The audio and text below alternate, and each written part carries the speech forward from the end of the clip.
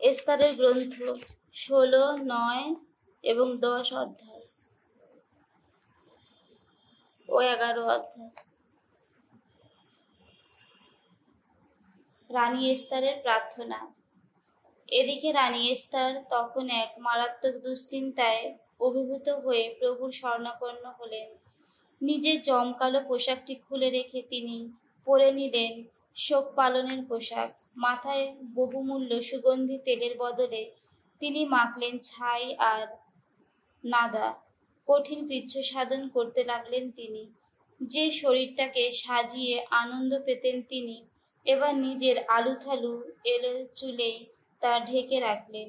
ইসরায়েলের ঈশ্বর স্বয়ং প্রভুকে তিনি এই প্রার্থনা জানালেন, প্রভু আমার, ওগো আমাদের রাজা, তুমি অনন্য, আমার সহায় হও তুমি, কেননা আমি যে একা, তুমি ছাড়া আর কেউ তো আমার সহায় নেই।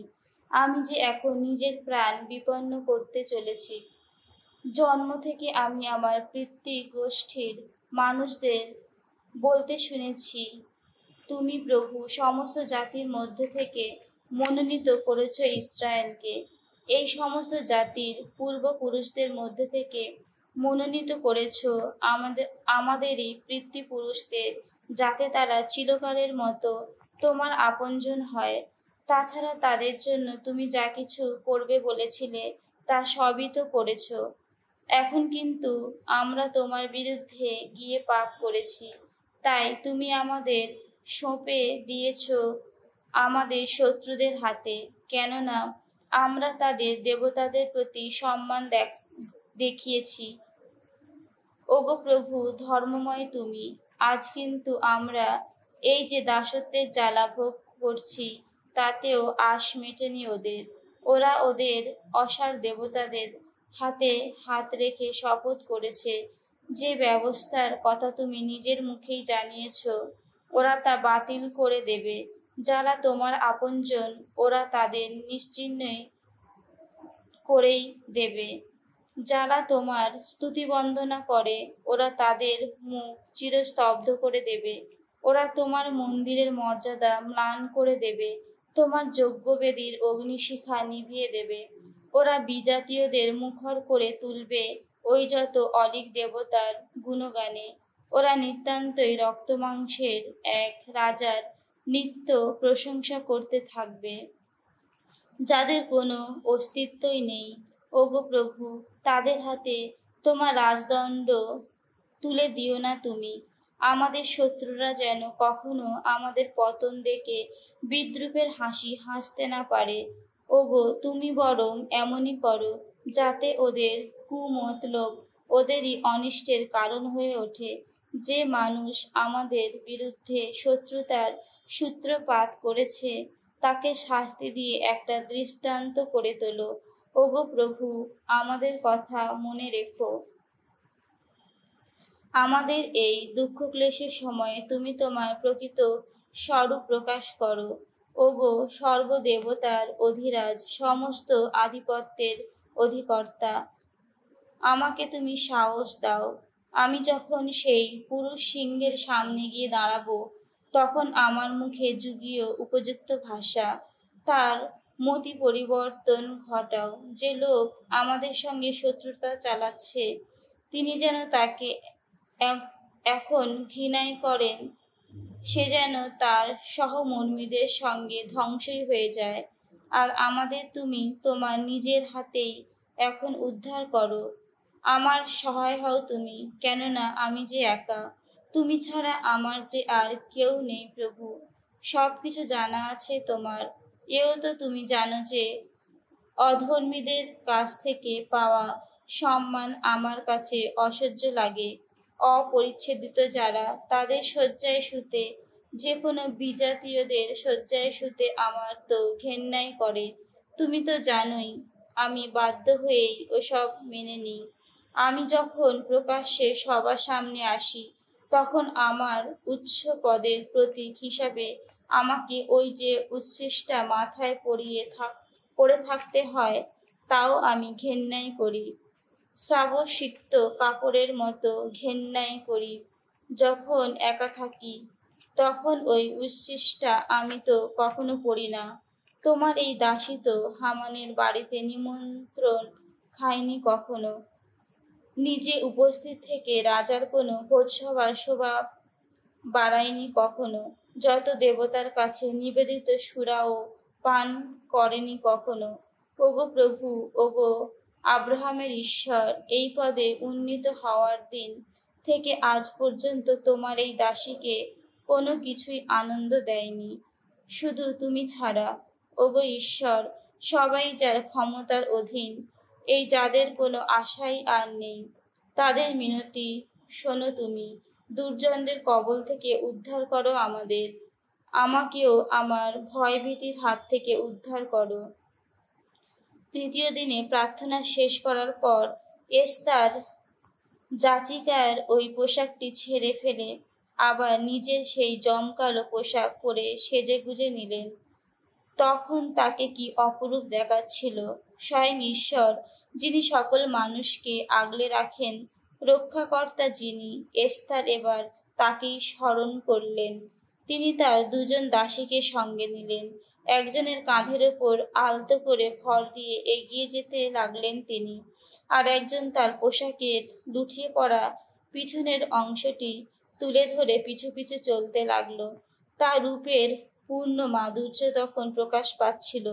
তার মুখে যেন প্রেমে পুলকিত মানুষের হাসি, কিন্তু তার অন্তর তখন ভয়ে সংকুচিত।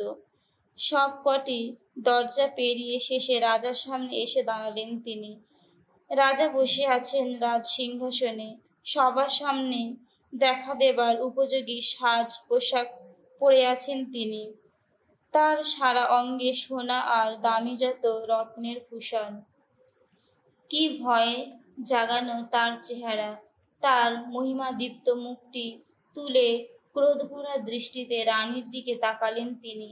তা দেখে রানী এই বুঝি পড়ে যান। পাণ্ডুর তার মুখ, মূর্ছিত প্রায় তিনি।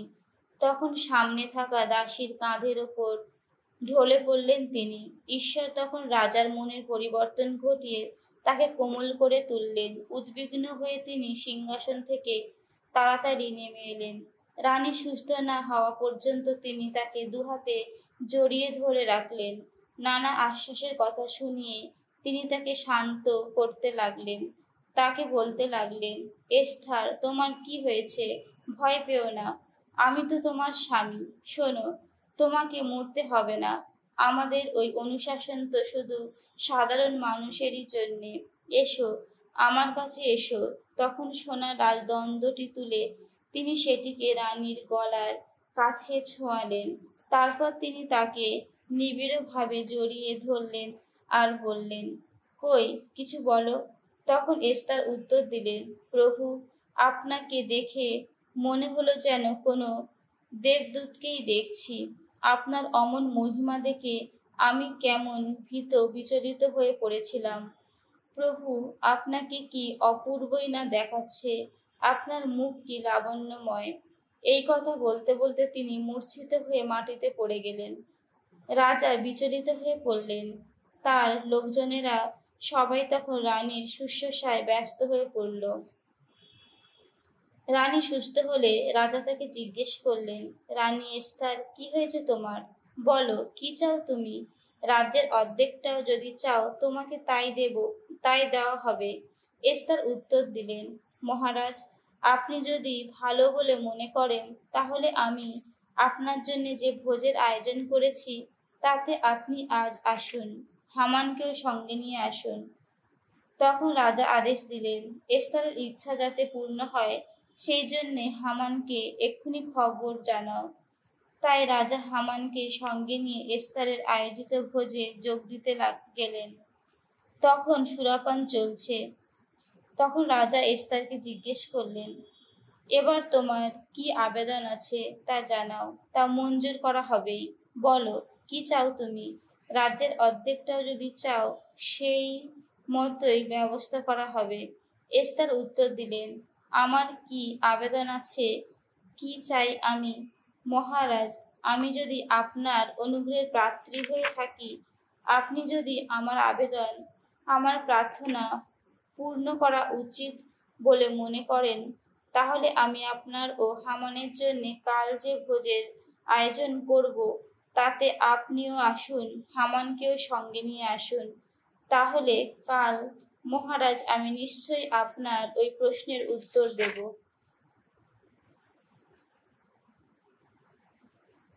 সেদিন হামান খুব খুশি হয়ে মনে দারুণ আনন্দ নিয়ে সেখান থেকে বেরিয়ে এলেন।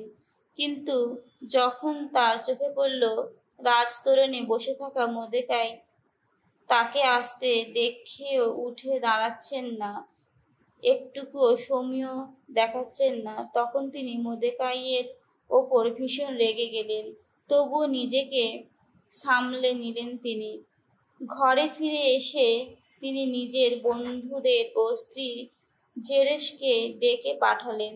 তিনি তাদের সামনে সবিস্তারে বলতে লাগলেন, তার কত অজস্র সম্পদ আছে, কত পুত্র সন্তান রয়েছে, রাজা তার পদোন্নতির জন্যে কত কিনাই করছেন, রাজা কিভাবে নিজের যত মন্ত্রী ও কর্মচারীর ওপরে তাকে বসিয়েছেন। তারপর বললেন, তার উপর আবার রানী এস্থার আজ রাজার সঙ্গে শুধু আমাকেই তার আয়োজিত একটি ভোজে আসতে বলেছিলেন, আর কালকেও রাজার সঙ্গে তার ওখানে আমি আবার নিমন্ত্রিত হয়েছি। তবে যতদিন আমি ওই ইহুদি মর্দেকাইকে রাজতোরণে বসে থাকতে দেখব, ততদিন আমার কাছে ওসব কিছুর কোনো মূল্যই থাকবে না। হামানের স্ত্রী জেরেশ ও তার ওইসব বন্ধু তখন প্রস্তাব করলেন, 50 হাত উঁচু একটা ফাঁসি কাঠের ব্যবস্থা করা হোক। কাল সকালে গিয়ে রাজার কাছে অনুরোধ জানাও, ওই ফাঁসি কাঠে যেন মর্দেকাইকে ঝুলিয়ে দেওয়া হয়। তাহলে তুমি তো খুশি মনেই রাজার সঙ্গে ভোজে যেতে পারবে। এই প্রস্তাব হামানের ভালোই লাগলো। তিনি সেই ফাঁসি কাঠ তৈরি করার ব্যবস্থা করালেন।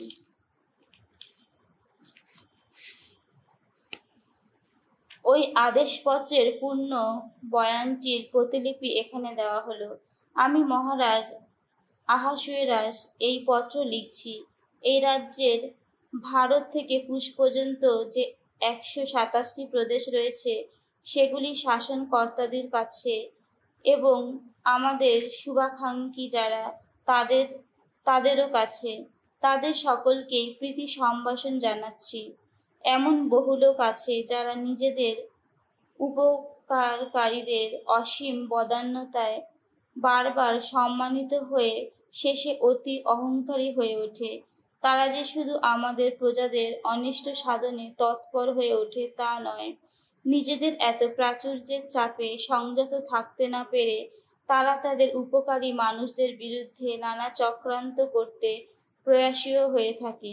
তারা যে শুধু মানব সমাজ থেকে কৃতজ্ঞতা নির্মূল করে দেয় তা নয়, যা ভালো তার সঙ্গে যাদের প্রকৃত পরিচয় নেই, তাদের মতো দম্ভে মত্ত হয়ে তারা ধরেও নেয় যে নিত্য সর্বদর্শী ঈশ্বরের ন্যায় বিচার যা অধর্মের পরিপন্থী, তারা নাকি তা এড়িয়ে যেতে পারবে। এদিকে বহু ক্ষেত্রে ক্ষমতার আসনে অধিষ্ঠিত বহু মানুষ যে বন্ধুদের হাতে সরকারি প্রশাসনের ভার ন্যস্ত করেছিলেন, তাদের প্ররোচনায় পড়ে তারা নির্দোষ মানুষের রক্তপাতের ব্যাপারে তাদের অপরাধের অংশীদার হয়েছেন এবং প্রতিকারবিহীন যত সর্বনাশ সাধনে লিপ্ত হয়ে পড়েছেন। শাসকদের অকপট সৎ বুদ্ধি তো প্রতারিত হয়েছে নষ্ট স্বভাব ওই বন্ধুদের ছলভরা মিথ্যা যত চুক্তিতে। যারা অযোগ্য ভাবে কর্তৃত্ব চালায়, তাদের সর্বনাশা প্রভাবে যে কত পাপকর্মই না করা হয়ে থাকে, তা বোঝা যায় শুধুমাত্র অতীতের যেসব ঘটনার কথা আমাদের জানানো হয়েছে তা থেকে নয়, বরং তোমাদের সামনে যা ঘটেছে তা ভালোভাবে লক্ষ্য করেও। তাই এরপর থেকে আমাদের উদ্যোগী হতে হবে, যাতে এই রাজ্যে সার্বজনীন শান্তি ও সুস্থিতির পরিবেশ গড়ে তোলা যায়। সেই উদ্দেশ্যে আমরা প্রয়োজন মতো সংস্কারের কাজ করব এবং যা কিছু আমাদের চোখে পড়বে আমরা তা সবই ন্যায্য নীতির আলোকেই বিচার করব। যেমন হাম্মেদাথার পুত্র হামানের কথাই ধরা যাক। তিনি তো ছিলেন মাসিডোনীয় পক্ষের লোক। আসলে তার মধ্যে পার্শ্বিক রক্ত ছিল না, ছিল বিদেশি রক্ত। তার মধ্যে আমাদের স্বাভাবিক উদারতার চিহ্ন মাত্রই ছিল না। তিনি তো আমাদের আতিথ্য পেয়েছিলেন। আমরা প্রতিটি জাতির মানুষদের প্রতি যে হৃদ্যতা দেখাই, তিনি তো আমাদের কাছ থেকে তেমন হৃদ্যতাই পেয়েছিলেন। এমনকি তাকে সবার সামনে আমাদের পিতা বলেও ডাকা হয়েছিল এবং তার পদমর্যাদা রাজসিংহাসনের ঠিক পরেই ছিল বলে সকলে তার সামনে প্রণত হতো। তিনি কিন্তু নিজের ধৃষ্টতা সংযত করতে না পেরে আমাদের কি রাজক্ষমতা কি জীবন দুই কেড়ে নিতে উদ্যত হলেন। কুটিল মিথ্যা যত যুক্তির বিভ্রম সৃষ্টি করে তিনি তো আবেদন জানালেন যাতে আমাদের রক্ষাকর্তা ও নিত্য মঙ্গলকর্তা মোর্দেকাইকে, আমাদের অনিন্দনীয় রাজসঙ্গিনী এস্তারকে এবং এদের স্বজাতি সকলকেই যেন বিলুপ্ত করে ফেলা হয়।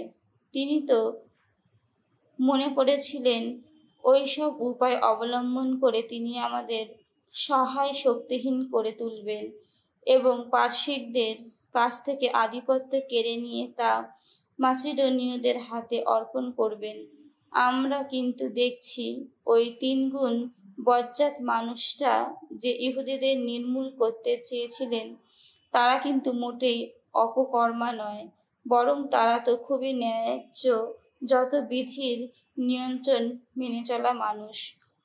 পরাৎপর যিনি, মহতী মহিয়ান যিনি, আমাদের ভালোর জন্যে এবং অতীতে আমাদের পূর্বপুরুষদের ভালোর জন্যে যিনি এই রাজ্য পরিচালনা করে রাজ্যের এমন সমৃদ্ধি ঘটিয়েছেন, তারা তো সেই স্বয়ং জীবনময় ঈশ্বরেরই সন্তান।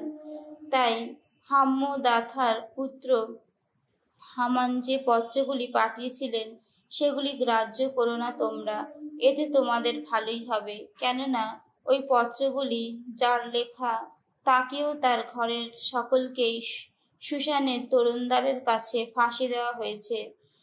সর্বাধিপতি ঈশ্বর তো এইভাবে কোনো দেরি না করেই তাকে যথাযোগ্য শাস্তি দিয়েছেন। তোমরা এই পত্রটি প্রতিলিপি সব কোথাও তেমনই সব জায়গায় টাঙিয়ে রাখবে, যাতে তা সবাই দেখতে পায়।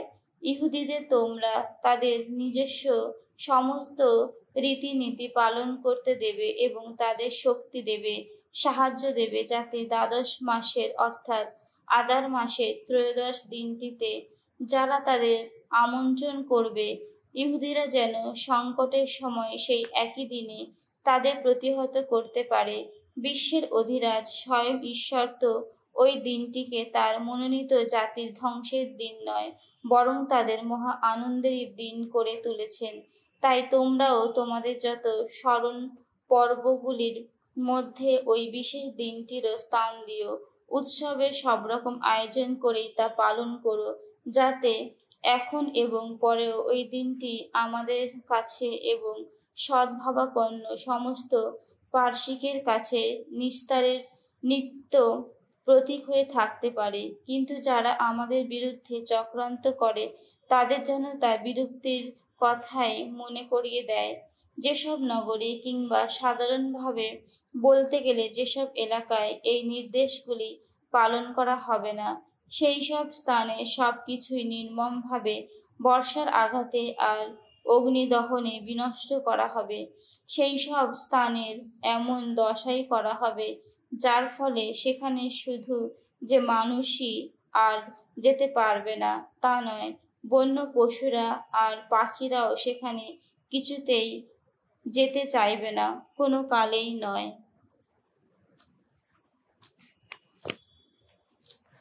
ইহুদিদের যত শত্রুর বিলুপ্তি। দ্বাদশ মাসে অর্থাৎ আদার মাসের ত্রয়োদশ দিনে রাজার সেই আদেশটি, সেই অনুজ্ঞাটি যখন পালন করার কথা ছিল, তখন ইহুদিদের শত্রুরা তো আশা করেছিলেন সেই দিনে তারা ইহুদিদের ওপর চূড়ান্ত জয় লাভ করবে। কিন্তু তার উল্টোই ঘটে গেল। ইহুদিরাই তখন বিপক্ষ দলের উপর চূড়ান্ত জয়লাভ করল। যারা তাদের সর্বনাশ করতে চেয়েছিলেন, ইহুদিরা তাদের আক্রমণ করবার জন্য রাজা আহাসুয়েরাসের সমস্ত প্রদেশে নিজেদের সমস্ত নগরে সম্মিলিত হলো। তাদের সামনে কেউই দাঁড়াতে পারল না, কেননা ইহুদিদের ভয়ে অন্যান্য জাতির মানুষদের তখন আতঙ্কিত অবস্থা। প্রতিটি প্রদেশপাল, রাজ্যপাল, শাসনকর্তা ও রাজ কর্মচারী তখন ইহুদিদের সাহায্য করতে এগিয়ে এলেন, কেননা মোর্দেকাইয়ের ভয়ে তাদের তখন আতঙ্কিত অবস্থা। সেই সময়ে রাজপ্রাসাদে তো মোর্দেকাইয়ের খুবই প্রভাব ছিল, তাই তার নামডাক ক্রমে সমস্ত প্রদেশে ছড়িয়ে পড়ছিল। তার প্রভাব উত্তরোত্তর বেড়েই যাচ্ছিল। ইহুদিরা এবার তলোয়ারের আঘাতে তাদের সমস্ত শত্রুদের মেরে ফেলতে লাগলো।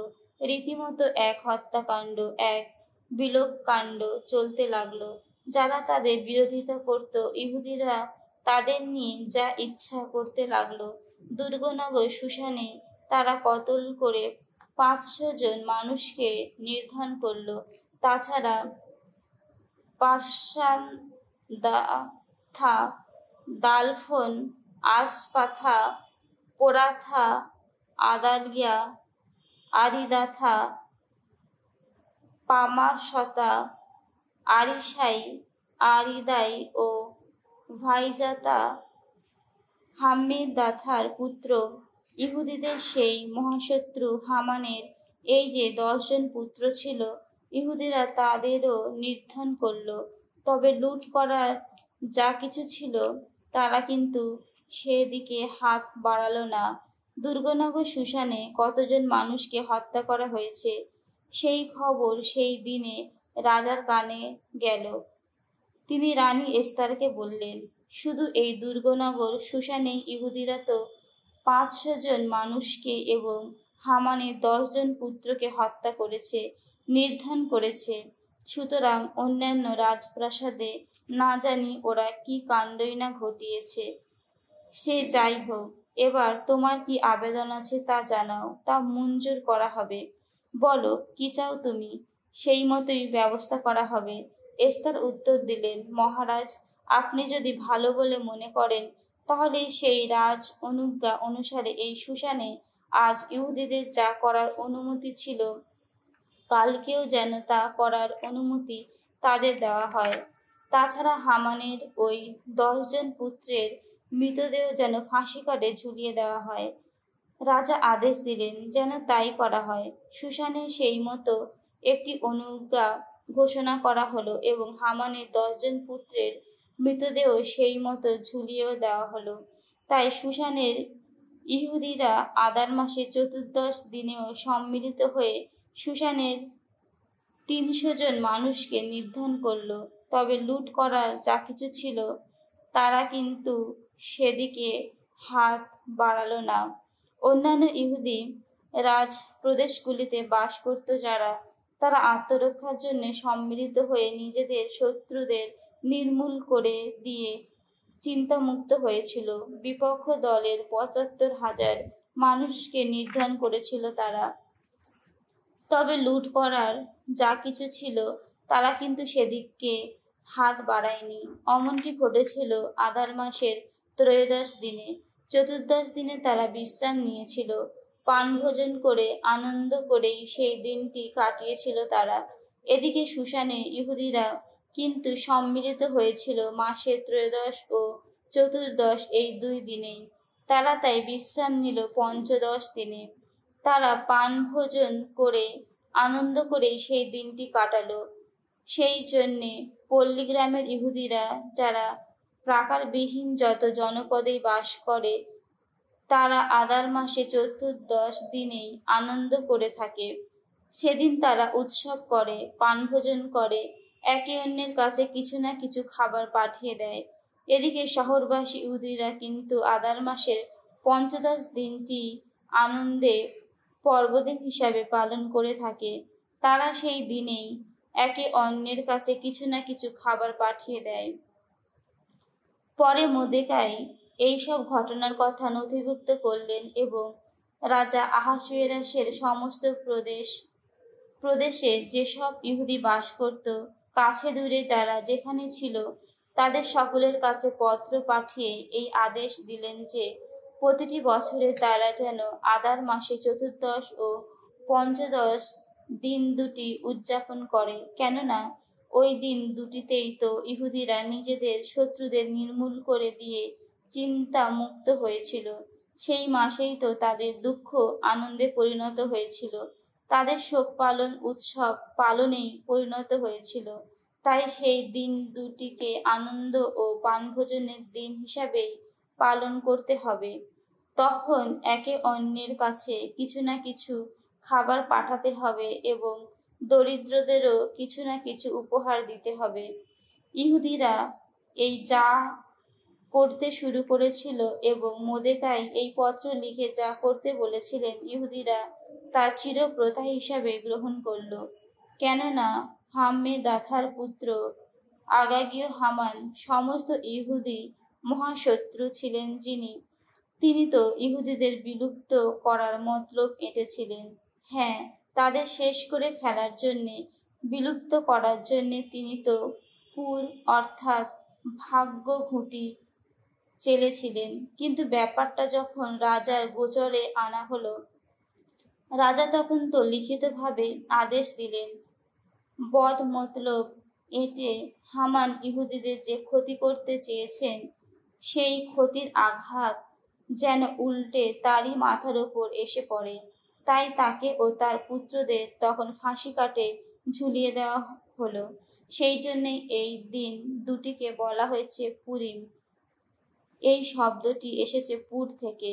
আর সেই জন্যে উক্ত পত্রটিতে যা কিছু বলা হয়েছিল এবং এ ব্যাপারে ইহুদিদের যা অভিজ্ঞতা হয়েছিল, তাদের যা কিছু ঘটেছিল, তা সবই বিবেচনা করে তারা এই প্রথা প্রবর্তন করল এবং তাদের নিজেদের, তাদের বংশধরদের এবং যারা তাদের সঙ্গে পরে যুক্ত হবে, তাদের সকলেরই অবশ্য পালনীয় কর্তব্যরূপে এই প্রথাটি গ্রহণ করল যে প্রতি বছরে তারা ওই লিখিত নির্দেশ অনুসারে নির্দিষ্ট দুটি তারিখে ওই দুটি দিন উদযাপন করবে।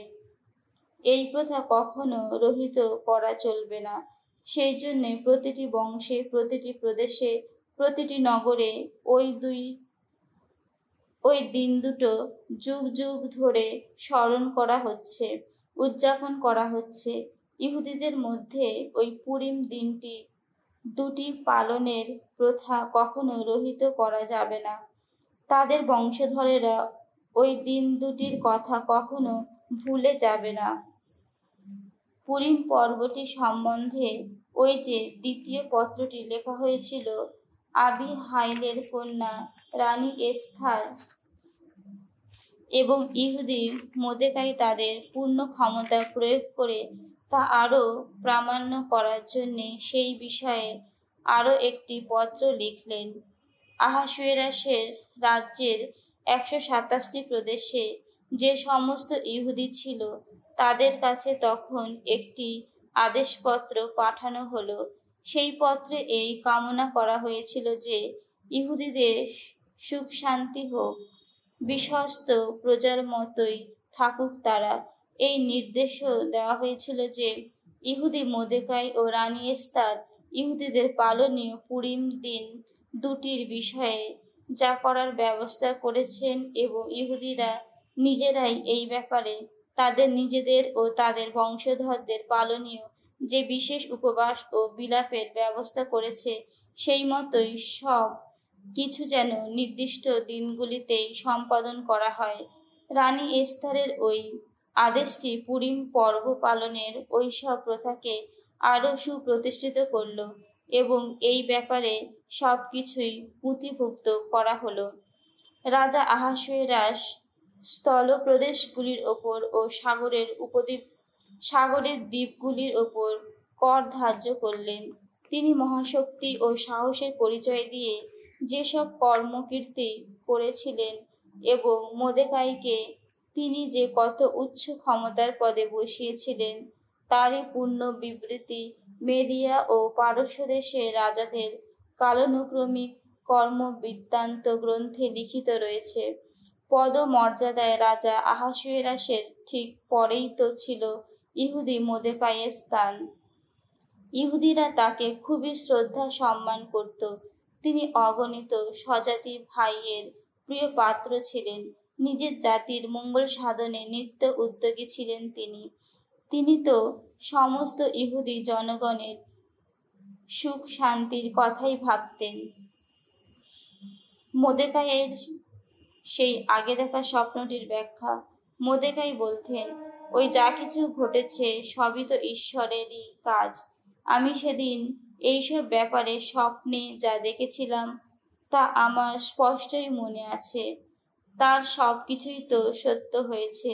যেমন সেই ক্ষুদ্র উৎসটির মহানদী হয়ে ওঠা, তারপর সেই আলোয় আলোয় সূর্যের উদয়, জলের সেই অফুরান স্রোত বয়ে যাওয়া।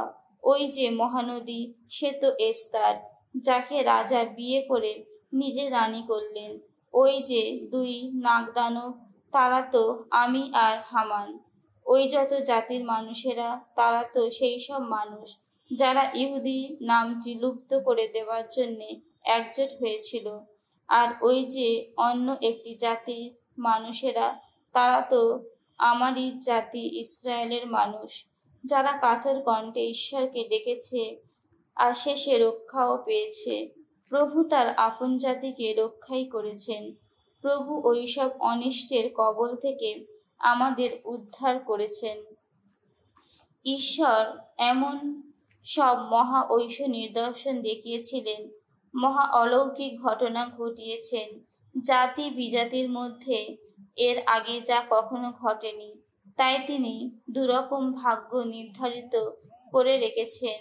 তার আপন জাতির জন্যে একরকম আর অন্য জাতির জন্যে আর একরকম।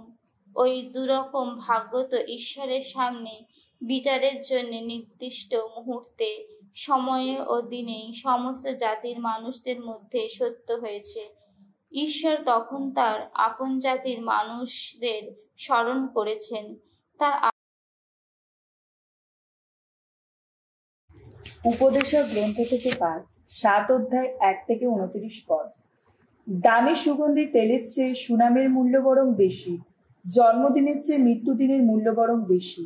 ভোজের বাড়িতে যাওয়ার চেয়ে শোকের বাড়িতে যাওয়াই বরং ভালো। মৃত্যুই তো সব মানুষের শেষ পরিণাম। যে জীবিত সে যেন ওই কথা অন্তরে গেঁথে রাখে। হাসির চেয়ে বিষাদ রং বরং ভালো। বিষাদে মুখটা না হয় থমথমে হয়ে ওঠে, মনের কিন্তু উপকার হয়।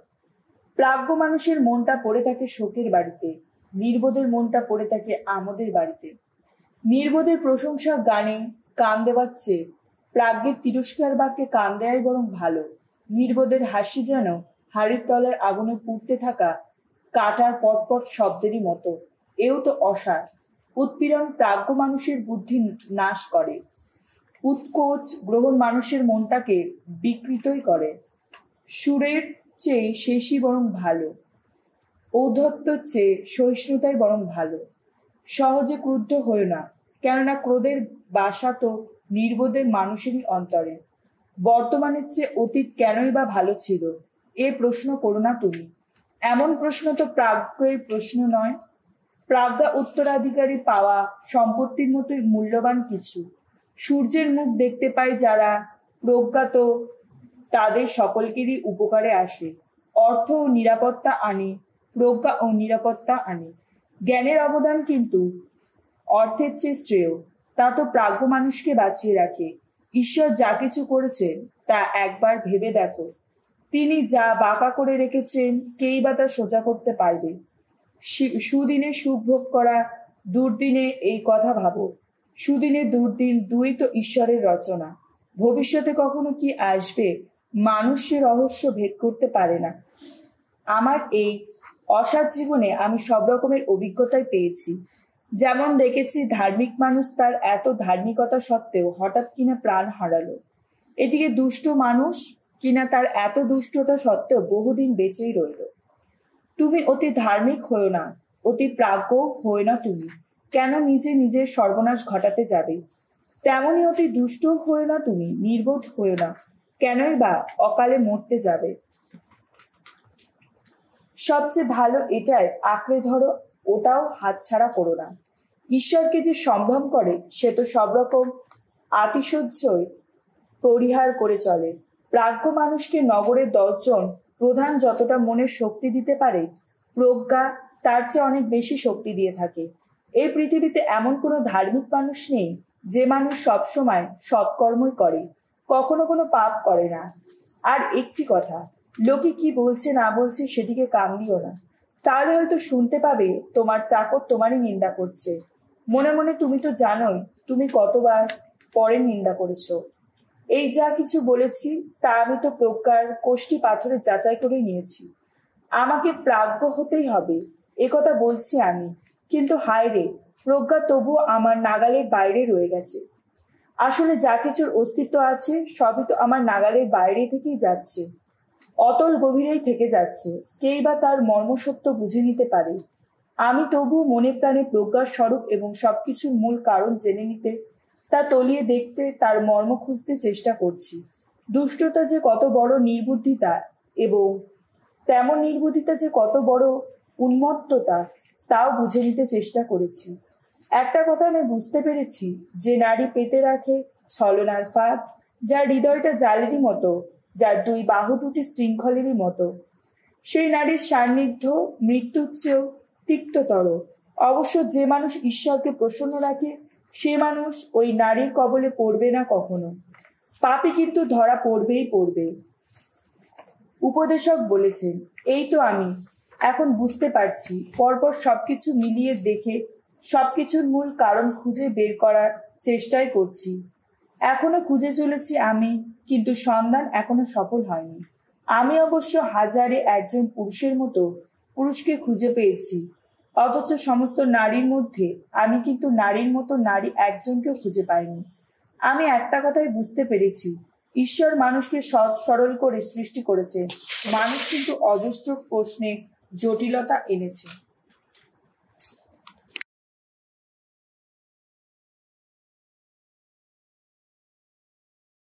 সাধু লুক রচিত মঙ্গল সমাচার 3 অধ্যায় 1 থেকে 14 পদ। মরুপ্রান্তরের একটি কণ্ঠস্বর। রোম সম্রাট টাইবেরিয়াসের শাসনকালের 15 বছরে পন্তীয় পিলাত যখন জুদেয়ার প্রদেশপাল ছিলেন, যখন হেরোদ ছিলেন গালিলিয়ার সামন্তরাজ, তার ভাই ফিলিপ ছিলেন ইতুরিয়া ও ত্রাখোনিতিস প্রদেশের সামন্তরাজ এবং লুসানিয়াস ছিলেন আবিলিনি প্রদেশের সামন্তরাজ, যখন আন্না ও কাইয়াফা ছিলেন মহাযাজক, সেই সময় মরুপ্রান্তরে একদিন জাকারিয়ের পুত্র যোহনের প্রতি উচ্চারিত হলো পরমেশ্বরের আহ্বান বাণী। তখন জর্দন নদীর 2 ধারের সমস্ত অঞ্চলে গিয়ে তিনি এমন এক দীক্ষাস্নানের কথা প্রচার করতে লাগলেন, যে দীক্ষাস্নানে ব্যক্ত হয় মানুষের মনের পরিবর্তন, মানুষের পাপ মোচনেরই প্রত্যাশা। প্রবক্তা ইসাইয়ার বাণীগ্রন্থে তো লেখাই আছে, ওই যে মরুপ্রান্তরে একটি কণ্ঠস্বর ঘোষণা করে চলেছে, তোমরা প্রভুর আসার পথ প্রস্তুত করে রাখো, সোজা সরল করে তোলো তার আসার পথ। সমস্ত গিরিখাত ভরিয়ে তোলা হোক, সমস্ত গিরিপর্বত নিচু করে দেওয়া হোক, যা কিছু আঁকা বাঁকা তা সোজা সরল হোক, চলার বন্ধুর পথ হয়ে উঠুক মসৃণ সমান। তখনই তো রক্ত মাংসের সমস্ত মানুষ ঈশ্বরের তান কর্ম দর্শন করবে। তখন যোহনের হাতে দীক্ষাস্নাত হবার জন্যে দলে দলে লোক পথে বেরিয়ে আসছিল। যোহন তাদের লক্ষ্য করে বললেন, কাল সাপের জাত তোমরা, যে দারুণ ক্রোধ নেমে আসছে তার হাত থেকে পালিয়ে বাঁচবার বুদ্ধি কে দিল তোমাদের? বেশ তো, তোমাদের যে মনের পরিবর্তন হয়েছে তা কাজকর্মেই প্রমাণ করো। মনে মনে এমন কথা ভেবে বসো না যে আমাদের পিতা তো স্বয়ং আব্রাহাম, কারণ আমি তোমাদের বলে রাখছি, পরমেশ্বর কিন্তু এইসব পাথর থেকেও আব্রাহামের সন্তানদের উদ্ভব ঘটাতে পারেন। ইতিমধ্যেই কুড়ুলটা তো আঘাত হানার জন্যে গাছের গোড়াটা ছুঁয়েই রয়েছে। তাই বলছি, যেসব গাছ ভালো ফল দিচ্ছে না সেগুলোকে কেটে আগুনে ফেলেই দেওয়া হবে। ভিড় করে আসা লোকেরা তখন তাকে জিজ্ঞেস করতে লাগলো, তাহলে বলুন আমাদের কি করা উচিত? উত্তরে তিনি বললেন, যার দুটো জামা আছে সে বরং যার কোনো জামা নেই তাকেই একটা দিক, তেমনি যার খাবার আছে সেও তা অন্যের সঙ্গে ভাগ করে নিক। একদিন এক দল করগ্রাহকও দীক্ষাস্নাত হবার জন্য তার কাছে এলো। যোহনকে তারা বলল, গুরু, এখন আমাদের কি করা উচিত? উত্তরে তিনি বললেন, যে কর ধার্য আছে তার চেয়ে বেশি আদায় করো না। তখন কয়েকজন সৈনিকও তাকে জিজ্ঞেস করলো, আর আমাদেরই বা এখন কি করা উচিত? তিনি উত্তর দিলেন, তোমরা কারো ওপর জোর জুলুম চালিয়ে কিছু পাবার চেষ্টা করো না, কারণ আমি মিথ্যা অভিযোগও এনো না। তোমাদের মাইনেটুকু নিয়েই তোমরা সন্তুষ্ট থেকো।